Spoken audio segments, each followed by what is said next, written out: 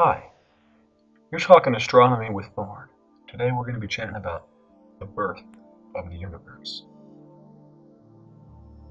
Some 13.75 billion years ago, give or take several million years, all the matter and all the energy of our known universe was concentrated in a volume less than 1 billion of the size of a pixel on this screen. Unimaginably hot and infinitely dense. Although it is still unknown how it came into existence, this sub-pinpoint sized cosmos could only expand rapidly in what today we call the Big Bang. But the Big Bang was not an explosion. Rather, it was all of space stretching everywhere all at once. The universe didn't expand into anything. Space simply expanded into itself. The universe cannot be expanding into anything because it has no borders. And as far as we can tell, the universe is all there is. But perhaps that's a concept for another discussion. Einstein's general relativity theory, published in 1916, describes how the presence of matter and energy curved the fabric of the space and time surrounding it.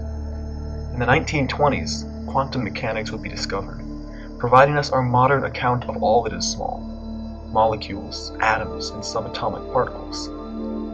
But because these two understandings of the natural world are not truly compatible with one another, physicists were set off on a race to blend the theory of the small with that of the large.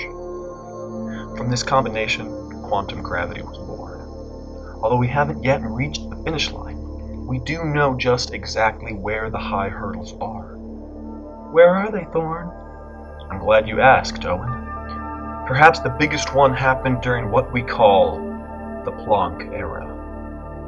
That's the period of time in the beginning of the universe from when t equals 0 up to t equals 10 to the negative 43 seconds. That's 1 10,000,000 trillionths of a second. Just imagine how many of those periods of time have passed by during this video. At that point in time, the universe was only 10 to the negative 35, or 100 billion trillionths of a meter across. These unfathomably small quantities are named after German physicist Max Planck. He introduced the idea of quantized energy in 1900 and is generally credited as the father of quantum mechanics. Now, it is important for me to make the distinction. The clash between gravity and quantum mechanics poses no major practical problem for the universe as we know it today. This is because astrophysicists apply the principles of general relativity and quantum mechanics to very different varieties of problems. But during the Planck era, things were not so plain.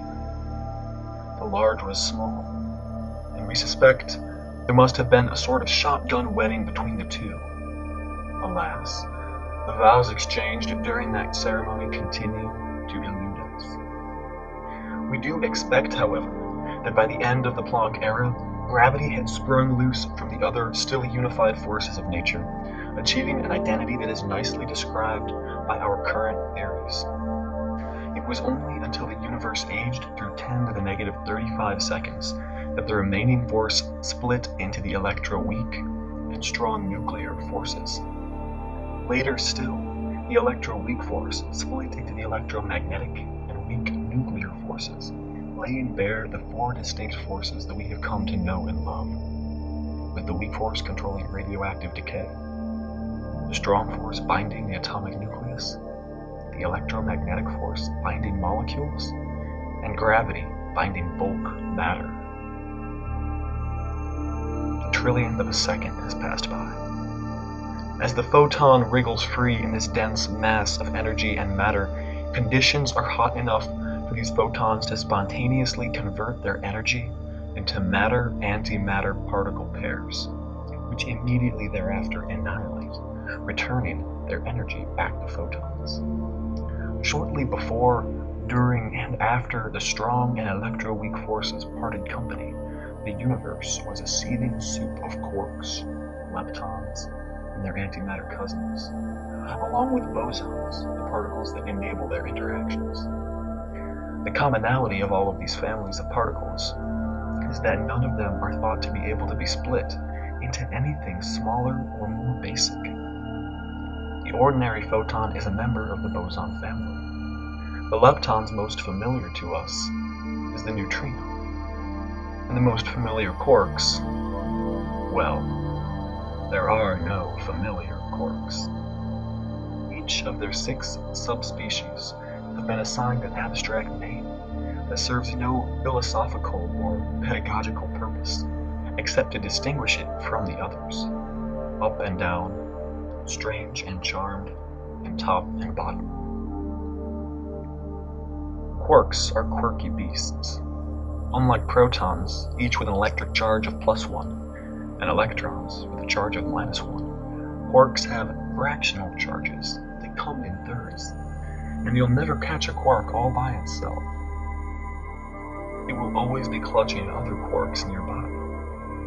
In fact, the force that keeps 2 or more of them together actually grows stronger the further you pull them apart, as if they were attached by some sort of subnuclear rubber band.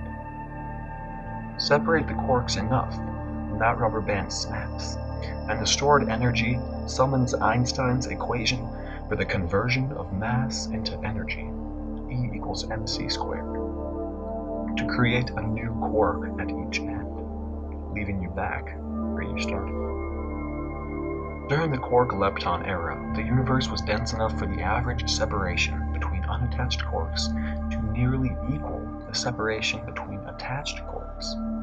Under those conditions, the binding forces between adjacent quarks could not be unambiguously established, and they moved freely among themselves, in spite of being collectively bound to one another.